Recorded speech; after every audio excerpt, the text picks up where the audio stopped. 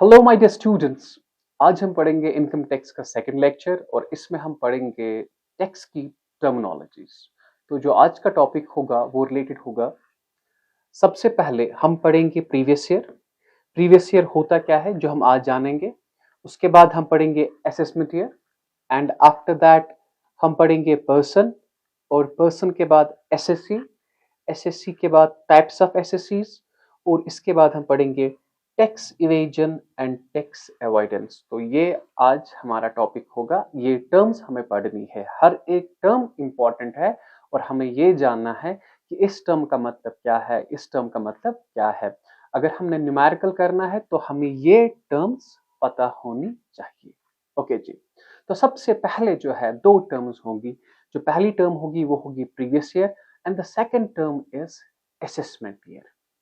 मैं आपको ये समझाता हूँ एक एग्जाम्पल से प्रीवियस ईयर और असेसमेंट ईयर होता क्या है। ठीक है, तो आप समझिए कि सबसे पहले ये जो टैक्स होता है ना,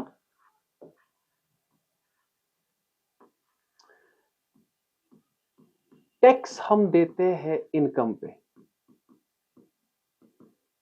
income means profit,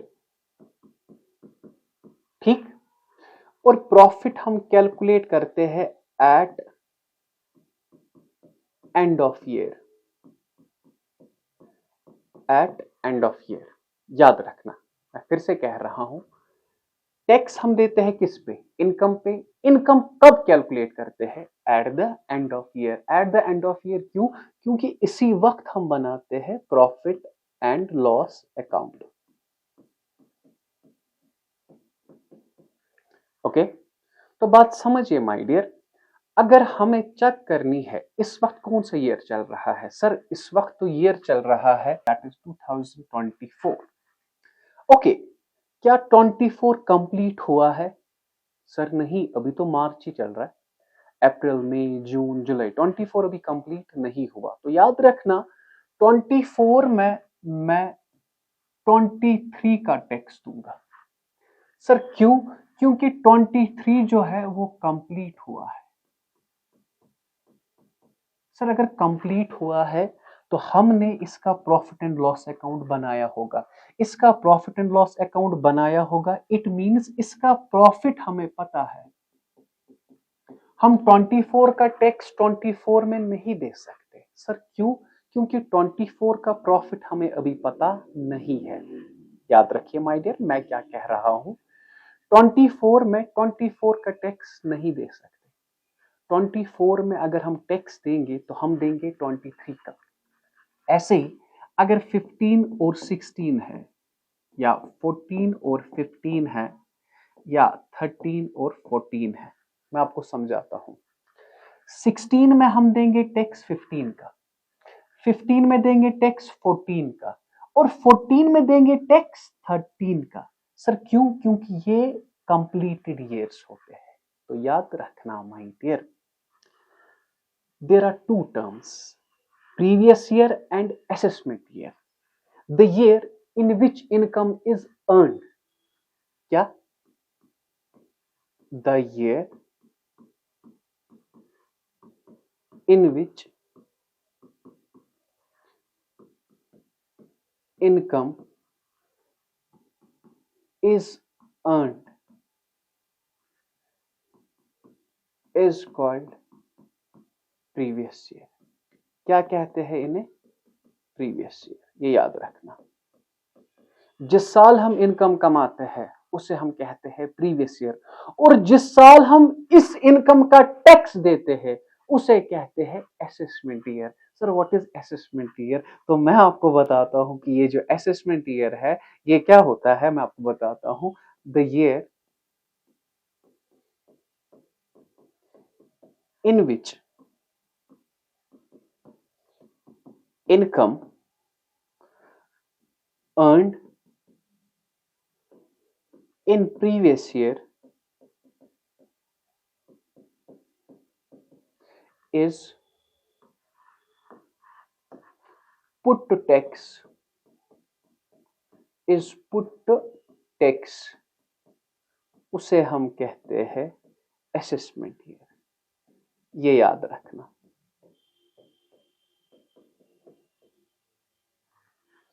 sir previous year क्या होता है? वो साल जिसमें हम इनकम कमाते हैं, मतलब वो कंप्लीट हुआ है, उसे कहते हैं प्रीवियस ईयर।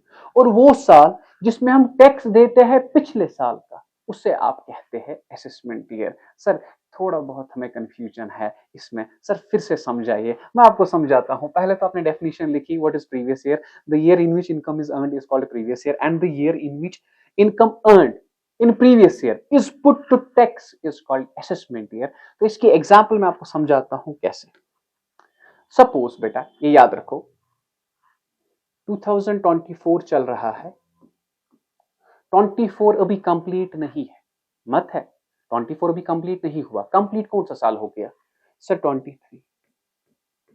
तो 23 को हम कहेंगे प्रीवियस ईयर,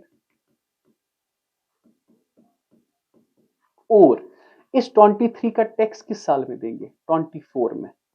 तो इससे आप कहेंगे असेसमेंट ईयर।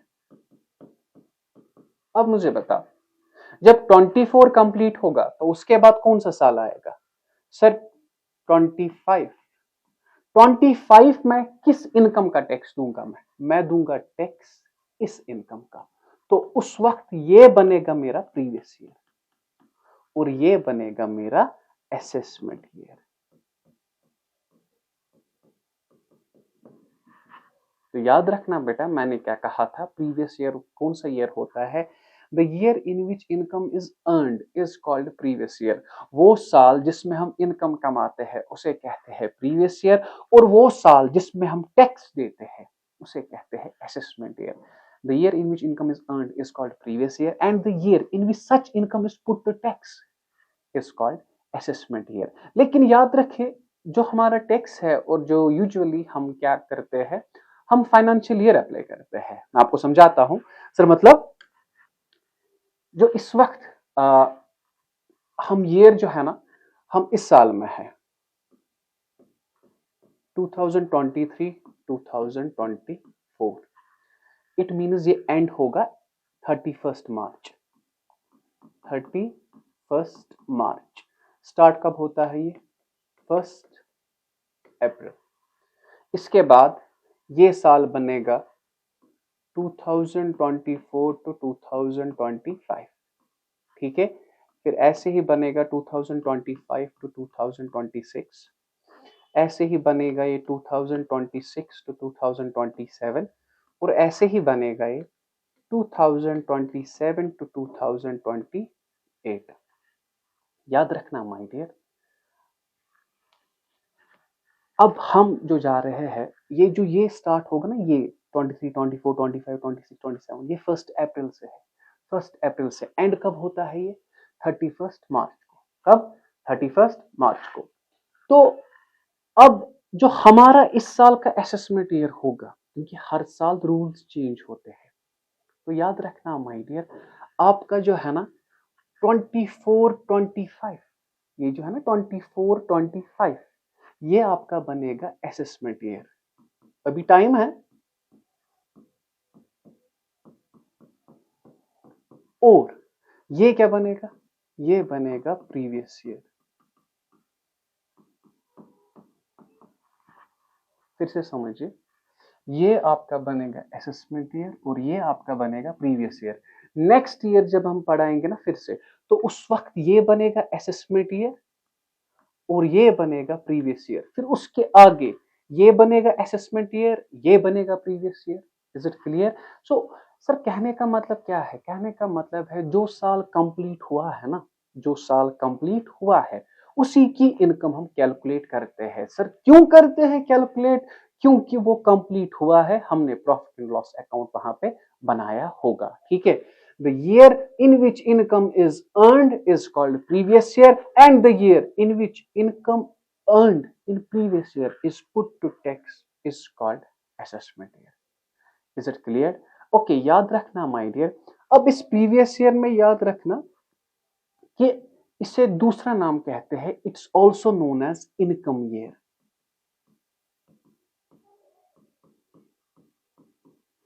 दूसरा नाम क्या है इसका? इनकम ईयर, क्योंकि यही वो साल है जिसमें हम इनकम कमाते हैं, और इसको कहते हैं बेटा इनकम टैक्स ईयर, और दूसरा फाइनेंशियल ईयर। ये याद रखना माय डियर, आपको सिंपली मैं पढ़ा रहा हूं कि असेसमेंट ईयर ऑलवेज स्टार्ट होता है 1 अप्रैल से 31 मार्च, ये एंड होता है। असेसमेंट ईयर ऑलवेज स्टार्ट होगा 1 अप्रैल से, एंड कब होगा 31 मार्च को। और ये जो ये प्रीवियस ईयर है ना बेटा, it may be of any date. Sir ये तो समझ नहीं आया, सर ये क्या आपने कहा, ये बात आप समझेंगे, ठीक है। तो ये मैंने कहा फाइनेंशियल ईयर है, और ये मैंने कहा it may be of any date, मतलब ये जरूरी नहीं है कि ये स्टार्ट हो 1 अप्रैल और एंड हो 31 मार्च। मैं आपको समझाता हूँ। सपोज कि हमारा नया बिजनेस है, मैंने बिजनेस स्टार्ट किया 1 अक्टूबर 2023, एंड कब होगा ये 31 मार्च 2024, ठीक है। अब मुझे बताओ, अक्टूबर, नवंबर, दिसंबर, जैन, फेब, मार्च, ये कितने महीने आए बेटा? ये आए 6 महीने। तो इन 6 महीने का टैक्स जो लगेगा वो लगेगा 24-25 में। 24-25 मींस असेसमेंट ईयर, और ये आपका बना प्रीवियस ईयर, और प्रीवियस ईयर में 6 मंथ्स आए और असेसमेंट ईयर में 12 मंथ्स आए, ठीक है। I hope it is clear बेटा, सिंपल बेटा याद रखना। What is previous year? बेटा प्रीवियस ईयर वो साल होता है जिसमें हम इनकम कमाते हैं। The year in which income is earned is called previous year, और वो साल जिसमें हम उस प्रीवियस ईयर का टैक्स भरते हैं तो उसे क्या कहते हैं? Assessment year. Is it clear? और मैंने कुछ कहा था आपको, ये डेट आप याद रखना 24-25, ठीक है, क्योंकि ये आपका असेसमेंट ईयर बनेगा, और ये प्रीवियस ईयर, क्योंकि हम अभी अप्रैल में ही जा रहे हैं, अप्रैल 24 से 31 मार्च 25 तक, ये आपका फिर असेसमेंट ईयर बनेगा, और ये आपका प्रीवियस ईयर बनेगा, ठीक। अच्छा, तो this was all about the previous year and this was all about the assessment year. अगर मुझे एक वर्ड में बताना होगा प्रीवियस ईयर क्या है और असेसमेंट ईयर क्या है, प्रीवियस ईयर वो साल होता है जिसमें हमने इनकम कमाई, असेसमेंट ईयर वो साल होता है जिसमें हमने उस इनकम का टैक्स दिया। There are certain exceptions to previous year, 5 exceptions है, लेकिन यहाँ पे मैं नहीं पढ़ाऊंगा क्योंकि आपका बेसिक अभी क्लियर नहीं है, ठीक है। अब मुझे बताए, प्रीवियस ईयर आपने जाना, असेसमेंट ईयर आपने जाना, ओके। नाउ इसके बाद जो है हमें और एक टर्म पढ़नी है, दैट इज पर्सन। ये सेक्शन इसका याद रखना। पहले, इससे पहले आपको बताता चलूं, जो टैक्स है ना, इसका कौन सा एक्ट है, मतलब जैसे पार्टनरशिप एक्ट 1932 है ना, पार्टनरशिप एक्ट 1932, कंपनीज एक्ट 2013, ऐसे ही इनकम का अपना एक्ट है, income tax act 1961। So income tax का कौन सा एक्ट है? Income tax act 1961। अब इसने कहा कि पर्सन कौन होता है, जैसे अकाउंटिंग में पर्सन की अलग डेफिनेशन है, यहाँ पे पर्सन की अलग डेफिनेशन है। ये 2 मार्क्स का क्वेश्चन आता है कि डिफाइन पर्सन, पर्सन होता क्या है। अगर आएगा तो आपने बराबर ऐसे ही लिखना है, person section 2 subsection 31, it means person को डिफाइन किया गया है इस सेक्शन में। तो इसने क्या कहा? पर्सन इंक्लूड्स एन इंडिविजुअल, एक इंसान। पर्सन कौन है? एक इंसान, clear. Person includes an individual, person में क्या आता है? एक इंसान। Hindu undivided family, you know Hindu undivided family 11th में आपने पढ़ा होगा। एक फैमिली होती है, ठीक है, let it be A B, A B के निकले इसके बच्चे हैं सी डी ई, अब इनके बच्चे, इनके बच्चे, फिर इनके बच्चे, ऐसे ही। याद रखना बेटा, जो इनका हेड होता है ना, उन्हें कहते हैं कर्ता। एक फैमिली जॉइंट फैमिली होती है, क्या होती है ये? Joint family, joint family business, ठीक है। एक बड़ी सी फैमिली होती है जो कि डिवाइड नहीं होती है, जो इनका हेड होता है उसे कहते हैं कर्ता, और जो बाकी मेंबर्स होते हैं उन्हें कहते हैं को पार्टनर्स। क्या कहते हैं? को पार्टनर्स, या उन्हें हम कहते हैं को पार्टनर्स। क्या कहते हैं? को पार्टनर्स। आप समझो, एक फैमिली बिजनेस करती है, ये वो फैमिली है जो डिवाइड नहीं हुई है। जो इनका हेड है उसे क्या कहते हैं? कर्ता। Is it clear? और जो बाकी मेंबर्स है इस फैमिली के, उन्हें हम क्या कहते हैं? उन्हें हम कहते हैं को पार्टनर्स या कहते हैं को पार्टनर्स। ठीक है। अब पर्सन में कौन आता है? पर्सन में आता है एक इंसान। हिंदू अनडिवाइडेड फैमिली, जिसे आप शॉर्ट फॉर्म में कहते हैं हफ। क्या कहते हैं? हफ, HUF, Hindu undivided family. Okay. इसमें पर्सन में आता है इंडिविजुअल, पर्सन में आता है हफ, पर्सन में आता है एक कंपनी। कंपनी भी पर्सन है। अगर मैं कहूंगा टेक्स्ट में ये पर्सन है, तो पर्सन का मतलब क्या है बेटा? इंडिविजुअल हो सकता है, हिंदू अनडिवाइडेड फैमिली हो सकता है, कंपनी हो सकता है, इवन फर्म हो सकता है, या फर्म इस शेप में एसोसिएशन ऑफ पर्सन, AOP और BOI, weather incorporated. Incorporate means registered और नॉट। फर्म, AOP और BOI आप समझो एक ही है, मैं बताऊंगा आगे जाके डिफरेंस। अब पर्सन में क्या क्या है? पर्सन में आता है एक इंसान, हफ आता है, कंपनी आता है, फर्म आता है, AOP। AOP means association of person. AOP का मतलब क्या है? Association of person. और जो BOI का मतलब है body of individuals. Body of individuals, full form कह रहा हूं बेटा। ठीक है। अब a local authority, panchayat, and every artificial person, whether registered या नहीं, लेकिन एक्सेप्ट उन इंसान के बगैर जो एग्जेम्प्टेड है। एग्जेम्प्टेड का मतलब जिन पे टैक्स नहीं चढ़ता।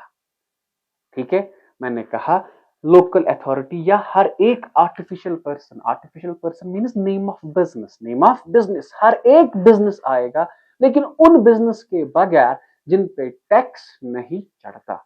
ठीक है। अब मुझे बताए पर्सन में, अगर आपको पर्सन आया, आपको बराबर यही लिखना है बेटा, इसमें इधर उधर नहीं लिखना, 2 मार्क्स बराबर है।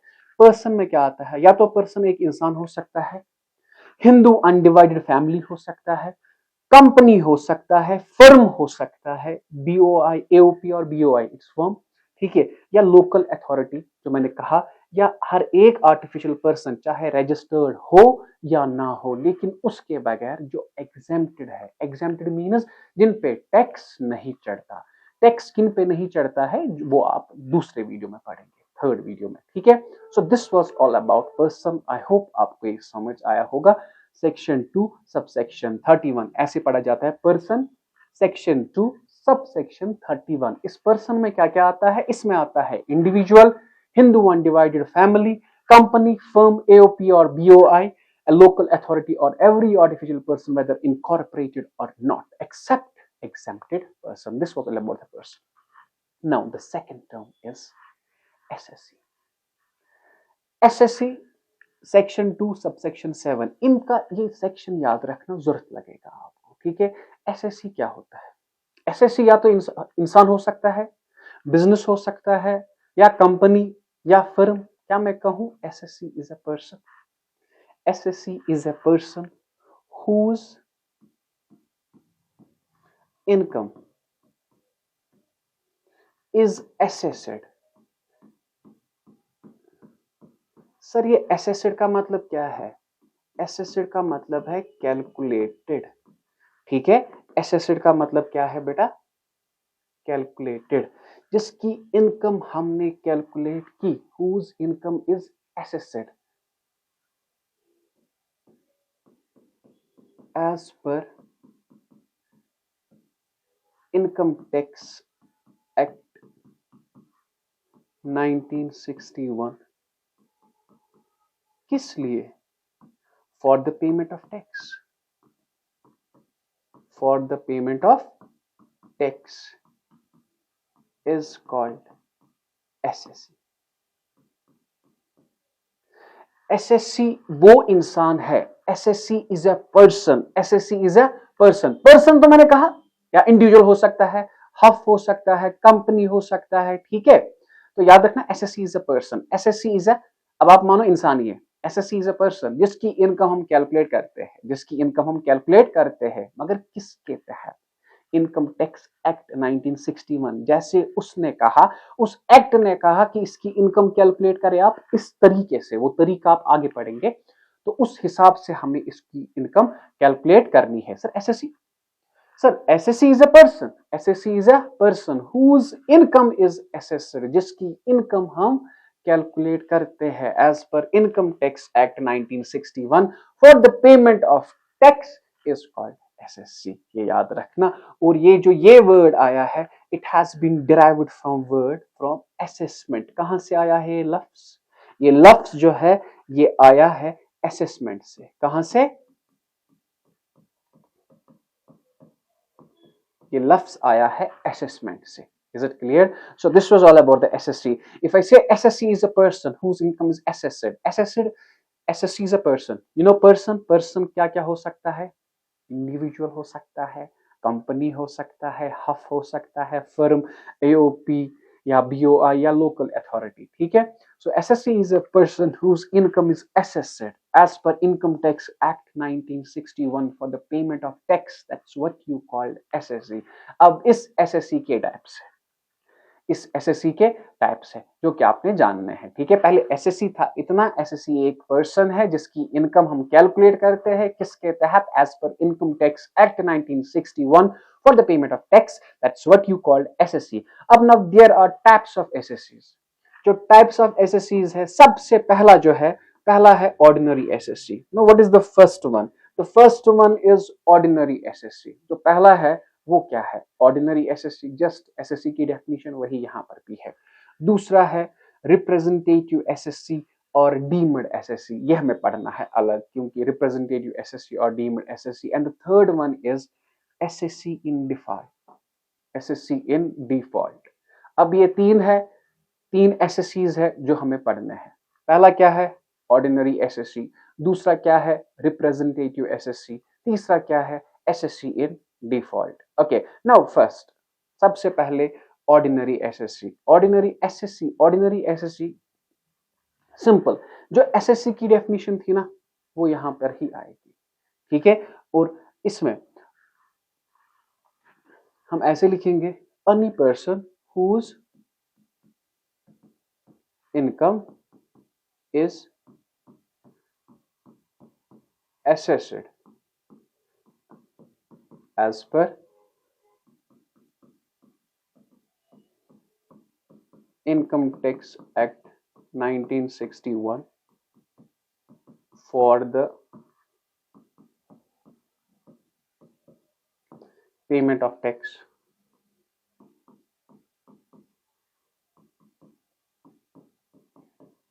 is called ordinary assessee. Ordinary assessee और एसएससी की डेफिनेशन सेम है। मैंने कहा कि कोई इंसान जिसकी इनकम हम any person whose income is assessed as per income tax act 1961 for the payment of tax for is called ordinary assessee. अब मुझे बताए, और एक पॉइंट यहाँ पे आप ऐड कर सकते हैं, it is immaterial. It is, हमने इनकम कैलकुलेट की, it is immaterial weather he has paid tax और नॉट। हमें उसके साथ कुछ है, लेन देन है ही नहीं, चाहे उसने टैक्स दिया है या ना दिया है। हमारा काम क्या है? कैलकुलेट करना। ठीक है। That's what you called ordinary SSC. SSC, ordinary SSC एक ही डेफिनेशन है। अब यहाँ पे मैंने ऐड किया कि it is immaterial whether he has paid tax और not. This is all about the ordinary assessee. ठीक है। ये एसएससी की टर्म हम इस टैक्स में इस्तेमाल करेंगे। ठीक है। अब now the second one is, जो दूसरा है, that is representative SSC. Sir representative नाम ही बताता है कि एक एसएससी दूसरे को रिप्रेजेंट करता है। याद रखना, एक एसएससी दूसरे को रिप्रेजेंट करता है। तो हम क्या कहेंगे? What is representative SSC? The person who represents actual SSC, या द एसएससी हु रिप्रेजेंट्स, जो किसी को रिप्रेजेंट करे, who represents actual SSC,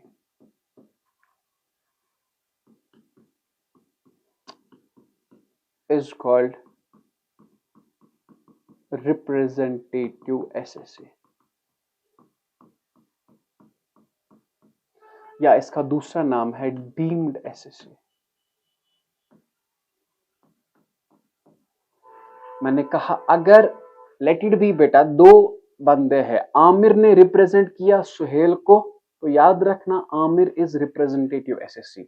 sir किन किन चीजों में, किन किन, सर कोई एग्जाम्पल दीजिए। मैं आपको एग्जाम्पल देता हूं। फॉर एग्जाम्पल, अगर in case a person dies, एक इंसान मर गया, आफ्टर राइटिंग हिज विल, अपनी विल उसने लिखी, तो याद रखना मैं एग्जाम्पल दे रहा हूं कि कब एक इंसान दूसरे इंसान को रिप्रेजेंट कर सकता है एज पर टेक्स्ट। तो मैंने सबसे पहली example the, in case a person, अगर एक इंसान मरता है अपनी विल लिख के, after writing his will, the executor, executor आप समझिए उसका वकील, जो उसका वकील होगा ना, ठीक है, मतलब जब वो विल लिखता होगा, कोई ना कोई तो लिखता होगा ना ये विल। अब जिसके पास वो विल है ना, द एग्जीक्यूटर, याद रखिए, उसका advocate will be deemed as SSC.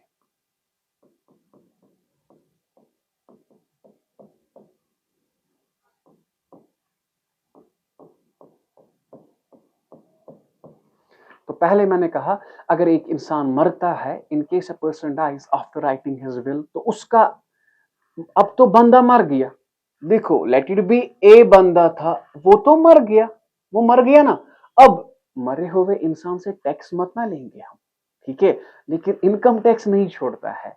वो कहता है कि अब इसकी जायदाद कौन देखेगा। अब जो देखता है ना, जो वकील है ना, जिसके पास इस वक्त जायदाद के कागज है, तो उसी को टैक्स देना है, इनकम टैक्स, सीबीडीटी को, ठीक है, तो उसी को टैक्स देना है। तो याद रखना मैंने क्या कहा, मैंने कहा रिप्रेजेंटेटिव एसएससी, वो एसएससी जो दूसरे को रिप्रेजेंट करे उसे कहते हैं रिप्रेजेंटेटिव एसएससी। तो मैंने कहा था सबसे पहली एग्जांपल इसमें मैंने दी कि अगर एक इंसान मरता है, अगर एक इंसान मरता है अपनी विल लिख के, after writing his will, the executor will be deemed as assessee, जो इसका वकील है उसे हम मानेंगे एसएससी। अब दूसरा, in case a person dies, in case a person dies, देखो यहां पर भी मरा, यहां पर भी मरा, विदाउट राइटिंग हिज विल, यहां पे इसने अभी अपनी विल नहीं लिखी, मतलब मेरी जायदाद किसे जाएगी ये उसने नहीं लिखा। तो उस वक्त क्या होगा, तो याद रखना अगर एक इंसान मरता है, अपनी जायदाद उसने ये नहीं लिखी किस किस को ये मिलेगी, तो हिज एल्डेस्ट सन, जो इसका बड़ा बेटा है ना, हिज एल्डेस्ट सन, जो इसका बड़ा बेटा है, या और अदर, चलो बड़ा बेटा नहीं,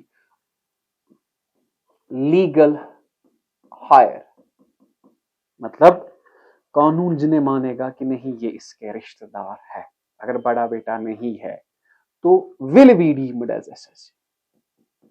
बेटा क्या, will be deemed as assessee. तो याद रखना मैंने कहा दो, अगर एक इंसान मरता है अपनी विल लिख के, after writing his will, after writing his will, the executor will be deemed, तो उसका वकील। अगर एक इंसान मरता है अभी अपनी विल नहीं लिखी, तो इसका जो बड़ा बेटा है या इसके बाकी जो है वो माने जाएंगे रिप्रेजेंटेटिव एसएससी, ठीक है। Third one, in case of minor, minor means बेटा वो इंसान जिसकी एज है लेस देन 18 ईयर्स। ये टर्म तो सुनी होगी आपने, ल्यूनेटिक और इडियट, कहते हैं ना हम पागल। अब पागल के पास उसके बाप ने बहुत सारी प्रॉपर्टी रखी है और उन प्रॉपर्टी पे वो इनकम कमाता है, अब वो तो नहीं कमाएगा, ठीक है, जो उस प्रॉपर्टी को गार्ड करता है ना, तो वो बनेगा उसका एसएससी। फॉर एग्जाम्पल कोई इंसान पागल है, अब उस पागल को कोई देखभाल कर रहा है, वही देखभाल वाला उसे कहते हैं guardian, his guardian is deemed as assessee. याद रखना। अगर माइनर है, लेस देन 18 ईयर्स, एक छोटा सा बच्चा है, he is just 12 years old, उसकी इनकम है, ठीक है, अब उसे मत टैक्स वाले लेंगे ऐसे टैक्स, तो इसके किसी गार्डियन को लाते हैं और वो उसी को कहते हैं कि आप इसकी इनकम पे टैक्स दीजिए। Is it clear? सर ये छोटे बच्चे को इनकम कैसे होगी? मैं आपको एग्जांपल देता हूँ। अब छोटा बच्चा है, आप समझिए उसका नाम है आमिर। जो आमिर का बाप है, ठीक है, जो आमिर का बाप है, आमिर फादर, उसने आमिर के नाम पे एक बड़ी बिल्डिंग रखी है। अब जिसका रेंट एक साल में 1 करोड़ आता है। अब 1 करोड़ को टैक्स देना है ना। अब आमिर का फादर नहीं है, वो मर गया। अब ये 1 करोड़ किसका है? आमिर का। अब आमिर से तो टैक्स नहीं ले सकते, लेकिन जो इस बिल्डिंग की देखभाल करता है, जो इस बच्चे की देखभाल करता है, उसे कहते हैं गार्डियन, और उसी को माना जाएगा एसएससी, उसे कहते हैं रिप्रेजेंटेटिव एसएससी। आई होप आपने ये समझ आया। And the last one, in case of non resident, non resident ये आप टैक्स के हिसाब से बाद में पढ़ोगे, having income in India, for example America का बंदा है, वो बिजनेस करता है इंडिया में, ठीक है, अब इंडिया में उसके एजेंट्स होंगे जो इसका बिजनेस चलाते हैं, और उन्हीं एजेंट, अगर वो अमेरिका का बंदा यहां पे नहीं है, वही एजेंट जो है वो कहलाएंगे representative assessee. His agent is deemed as assessee. Simple सा था, व्हाट इज रिप्रेजेंटेटिव एसएससी, आप ये याद रखेंगे। The assessee who represents actual SSC is called representative SSC. इसका दूसरा नाम है डीम्ड एसएससी। तो इसके 4 केसेस मैंने कहे, अगर एक इंसान मरता है अपनी विल लिख के, अगर एक इंसान मरता है अपनी विल नहीं लिख के, और तीसरा मैंने कहा इन केस ऑफ माइनर या idiot person, in case of non resident, तो ये बंदे होते हैं आपके एसएससीज। इज इट बेटा? ये इंपॉर्टेंट है, थेरेटिकल ये इंपॉर्टेंट है, ठीक है। Now the last one is assessee in default. Sir ये एसएससी इन डिफॉल्ट क्या होता है?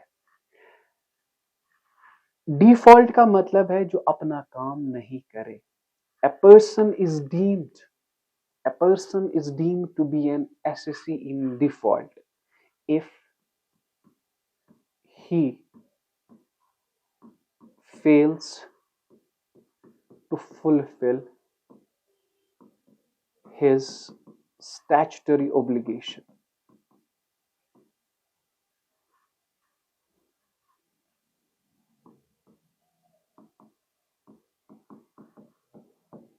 सर समझ नहीं आया, इजी तो है, इजी डेफिनेशन तो है, लेकिन समझ नहीं आया। मैं समझाऊंगा बेटा क्या है ये। A person is deemed to be an SSC in default if he fails to fulfill his statutory obligations. चलो, जब मैं पढ़ता था तो मेरे उस्ताद ने एक एग्जाम्पल दी थी, मैं आपको वही एग्जाम्पल दूंगा। चलिए, अब हम मानेंगे यहाँ पे एक प्रिंसिपल है किसी भी कॉलेज का, ठीक है। अब इस प्रिंसिपल के अंडर कुछ स्टाफ होता है, स्टाफ का नाम है ए, बी और सी। प्रिंसिपल के अंडर पे ए को करना है, अगर प्रिंसिपल ऑर्डर करेगा ए को पे दो तो ए को पे देना है, मतलब सैलरी। प्रिंसिपल के तहत है कि बी को भी सैलरी डालना, अब इसी प्रिंसिपल के तहत है सी को भी सैलरी डालना, मतलब विदाउट प्रिंसिपल ऑर्डर्स इनकी सैलरी नहीं निकलेगी।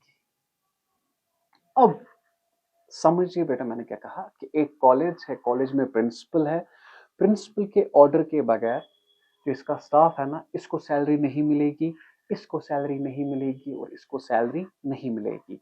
अब जो टैक्स डिपार्टमेंट है उन्होंने कांटेक्ट किया प्रिंसिपल को, किसे कांटेक्ट किया? प्रिंसिपल को, और कहा कि ये जो आपका स्टाफ है ना ए, बी और सी, इसका 10,000 टैक्स बकाया है, 10,000 टैक्स बकाया है और 10,000 टैक्स बकाया है।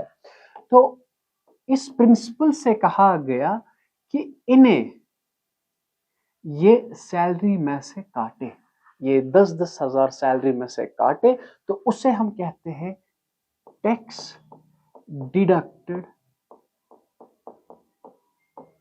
एट सोर्स, जिसे शॉर्ट फॉर्म में कहते हैं टीडीएस। क्या कहते हैं? Tax deducted at source. Principal से कहा गया टैक्स डिपार्टमेंट ने कि इन स्टाफ को आप सैलरी नहीं देंगे जब तक कि आप इन्हें ये 10,000 10,000 10,000 नहीं काटेंगे। अब प्रिंसिपल ने काटे, ठीक है। अब जो काटा उसने कहते हैं टैक्स डिडक्टेड एट सोर्स, और उसे ये पैसा, ये पैसा है ना 30,000, इससे ये भरना है ट्रेजरी में, गवर्नमेंट ट्रेजरी। कहां पे? Government treasury. अब हुआ क्या? इसने टैक्स ही नहीं काटा। अगर टैक्स नहीं काटा, जो इसकी ड्यूटी थी, ये फेल हो गया ना। अब टैक्स डिपार्टमेंट इसे पकड़ेंगे और कहेंगे you are assessee in default, आपने अपना काम अच्छे से नहीं किया। फिर से समझिए, टैक्स डिपार्टमेंट आया था प्रिंसिपल के पास, कहा गया इसे कि आप अपने स्टाफ को 10-10 हजार सैलरी नहीं देना क्योंकि इनका टैक्स इतना है, ठीक है। अब इनका टैक्स 10,000 10,000 10,000 ये 30,000 था। प्रिंसिपल से कहा गया कि ये टैक्स, ये पैसा इन्हें नहीं देना, ये पैसा आप गवर्नमेंट ट्रेजरी में डालना, ठीक है, गवर्नमेंट को देना, इन्हें देना है गवर्नमेंट को। अब इसने ये पैसा नहीं काटा, he fails to fulfill his statutory obligation, इसीलिए इसे क्या कहते हैं? Assessee in default. या दूसरा केस हो सकता है, इसने काटा, उनसे काटा, अभी ये पैसा इसने गवर्नमेंट को नहीं दिया, उस वक्त भी इसे कहेंगे SSC in default. Okay, in case of an employer, अब मैंने यही अंग्रेजी में लिखा, पेइंग सैलरी, जो सैलरी देता है, it is his duty to deduct tax at source, deduct tax at source, that is tax deducted at source, जो मैंने आपको अभी कहा था, and deposit the amount of tax so collected, जो टैक्स इसने कलेक्ट किया, कहां पे डिपॉजिट करना है? गवर्नमेंट ट्रेजरी में। कहां पे? गवर्नमेंट ट्रेजरी में।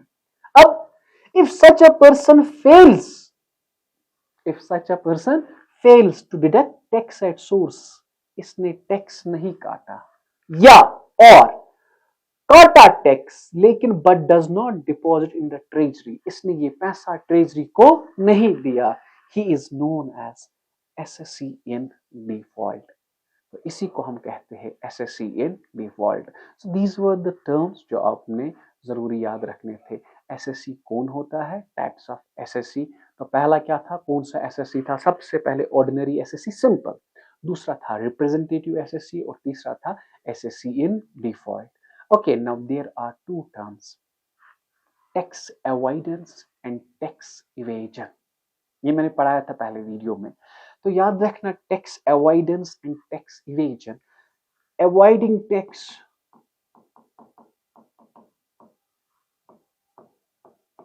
avoiding tax legally is called tax avoidance.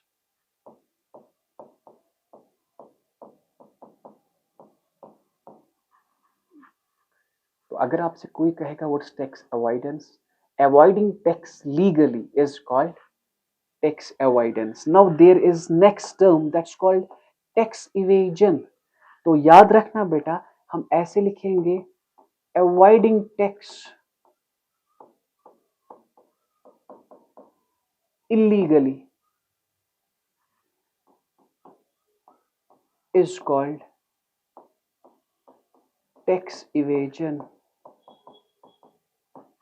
याद रखना, अगर आपने टैक्स अवॉइड किया लीगली उसे कहते हैं अवॉइडेंस, अगर आपने इलीगली किया अवॉइड तो उसे कहते हैं टैक्स इवेजन। सर मुझे बताइए कि ये लीगली और इलीगली कैसे है? पहले मैं आपको समझाता हूं लीगली हम कैसे अवॉइड कर सकते हैं टैक्स।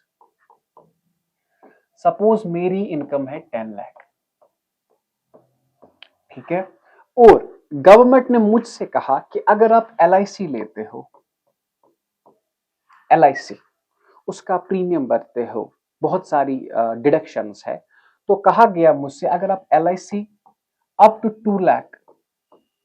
कितना बेटा? प्रीमियम भरते हो अप टू 2 लाख। ये 2 लाख आपकी इनकम में से कम होगा। तो आपकी इनकम 10 लाख नहीं है, आपकी इनकम क्या है? 8 लाख। तो मुझे ये किसने कहा? गवर्नमेंट ने। तो मैंने 10 लाख पे टैक्स नहीं देना, मैंने किस पे टैक्स देना है? 8 लाख पे। क्या ये इलीगल है? नहीं, ये मुझे गवर्नमेंट ने कहा, तो ये लीगल है। इसे कहते हैं tax avoidance, avoiding tax legally. अब मुझे टैक्स 10 लाख पे नहीं देना है, टैक्स किस पे देना है? 8 लाख पे।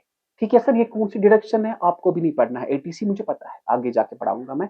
तो 10 लाख पे टैक्स नहीं देना है, 8 लाख पे टैक्स देना है। Now the second one is tax evasion. You just assume now your income is 10 lakh। आप गवर्नमेंट को क्या कह रहे हो कि मेरी इनकम 10 लाख नहीं है, मेरी इनकम है 4 लाख ही। ठीक है, आप मतलब गलत इंफॉर्मेशन दिखाते हो कि मैंने इतना इस साल नहीं कमाया है। इंडिया में बहुत होता है ये। ठीक है, तो आप 10 लाख नहीं दिखाते हो, आप क्या दिखाते हो? आप दिखाते हो सिर्फ 4 लाख। और गवर्नमेंट ने कहा है 5 लाख तक आपको कोई टैक्स नहीं है। तो यहाँ पे मैंने टैक्स को अवॉइड किया, क्या लीगली कि इलीगली? मैंने इनकम दिखाई ना गलत। इनकम मत है मेरी 4 लाख, मेरी इनकम क्या है? 10 लाख। तो याद रखना, इसे कहते हैं tax evasion. Avoiding tax illegally is called tax evasion and avoiding tax legally is called tax avoidance। तो इसी का डिफरेंस हमें पढ़ना है। Now the last topic is difference between tax evasion and tax avoidance, जो कि मैंने आपको पहले ही पढ़ाया था कि evasion होता क्या है और avoidance होता क्या है। तो सबसे पहले टैक्स इवेजन यहाँ से है एंड टैक्स अवॉइडेंस यहाँ से। तो सबसे पहले हमें मीनिंग बताना है, what is the meaning of tax evasion. मैंने आपको पढ़ाया, avoiding tax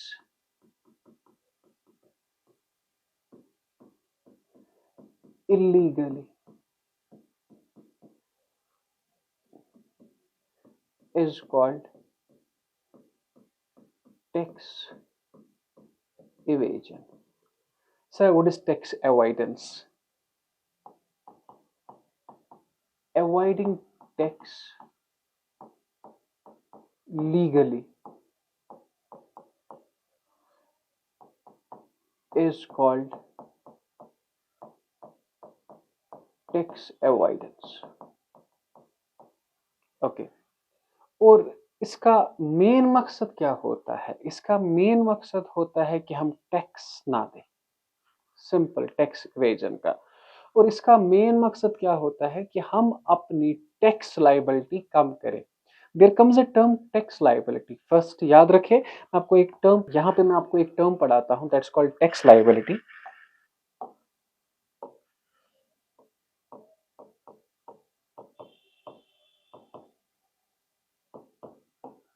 हाउ मच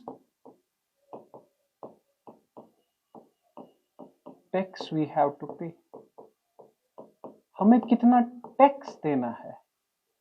अगर हमें 10,000 देना है tax, that's called tax liability. 20,000 देना है tax, that's called tax liability. Tax liability और इनकम अलग है। टैक्स लायबिलिटी क्या होता है बेटा?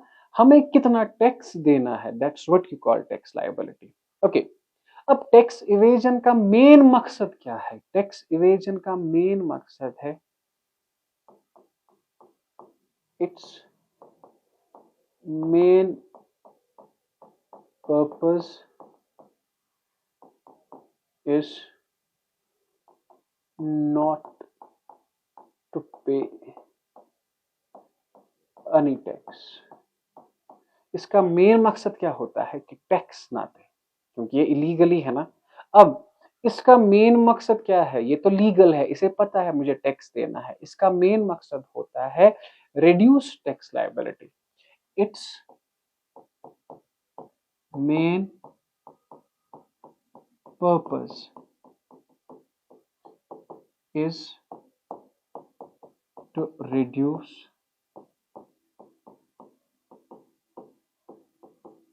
Tax liability. याद रखना, इसका मेन मकसद है कि ये कोई टैक्स ना दे, और इसका मेन मकसद क्या होता है कि हम टैक्स लायबिलिटी, जितना टैक्स हमें देना है वो कम करें, मगर लीगल तरीके से। That's called tax avoidance. Okay, now third one is impact. इसका इम्पैक्ट क्या होगा? अगर टैक्स वाले को पता चला कि यू आर इवेडिंग टैक्स, तो याद रखना या तो कोई पेनल्टी देनी होगी या तो you will be behind the bars. So its impact is penalty और imprisonment. Okay, now this is legal. तो इसका जो इम्पैक्ट है, its impact is legal and applicable. Okay, तो याद रखिए बेटा मैंने क्या कहा कि ये इसका जो इम्पैक्ट है या तो इससे पेनल्टी होगी या तो इम्प्रिजनमेंट, या तो कुछ आपको जुर्माना देना पड़ेगा या तो you will be behind the bars. और या जो इसका जो इम्पैक्ट है ना, it's legal, its impact is legal. ठीक है. Now nature, it is illegal in nature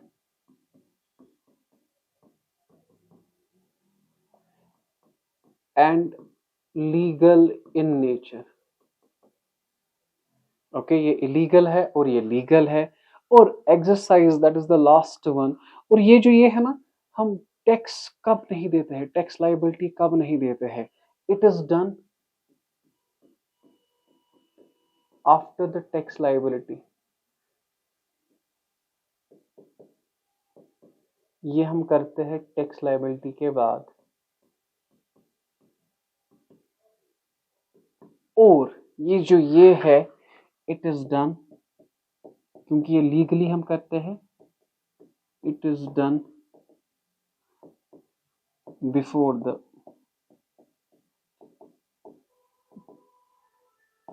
tax liability. Simple सा क्वेश्चन है बेटा, difference between tax evasion and tax avoidance.